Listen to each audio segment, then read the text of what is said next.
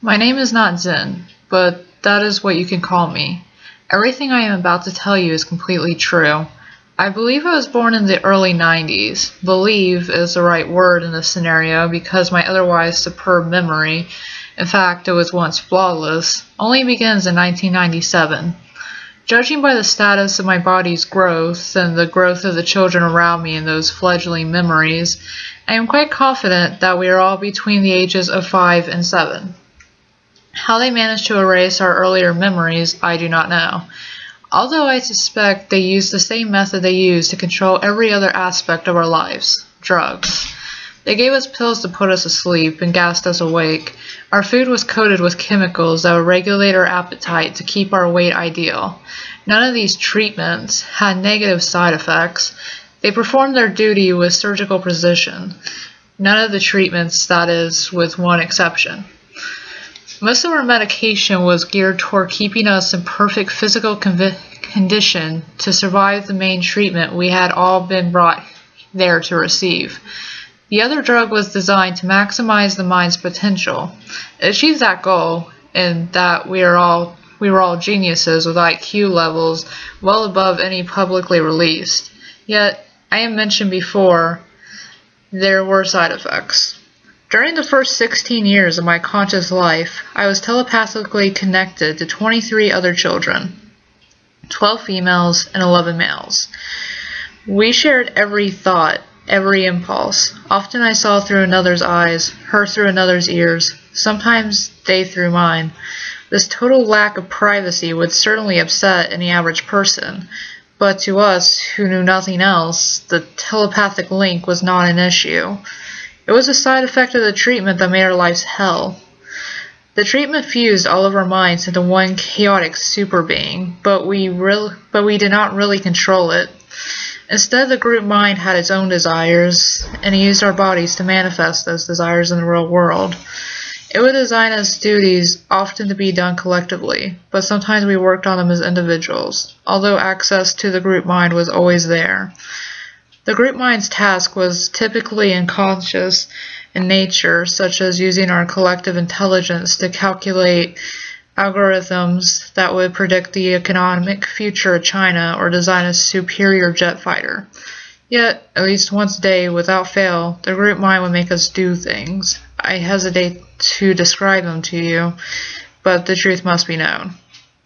Before I detail my crimes, let me preface by explaining that the strength of the emotions the group mind felt are unlike those ever felt by solitary human minds.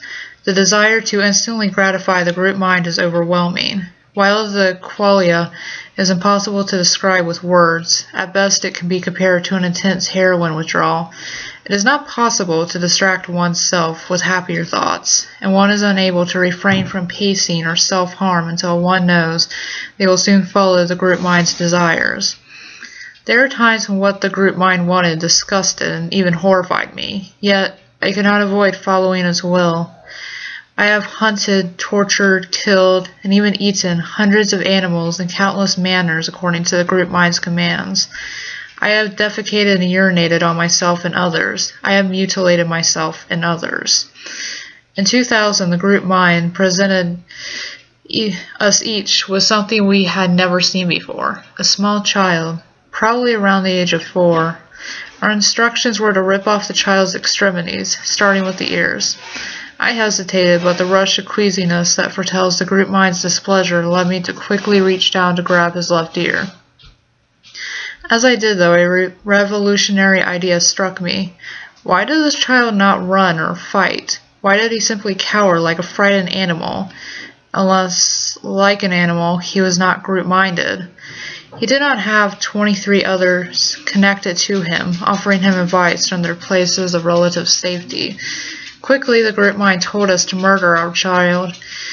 Although many of us were still attacking the children's extremities, as I knew from our telepathic bond, but I could not. I could think of nothing except the possibility that humans who were not group-minded existed.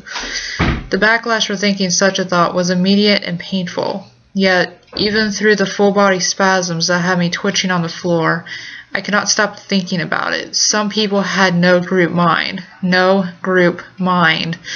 I almost shouted it straight into the minds of my connected peers. They understood the implications as quickly as I did. There was a way to end our torture. We could live without the group mind. We decided to escape. We attacked our handlers and quickly left our rooms.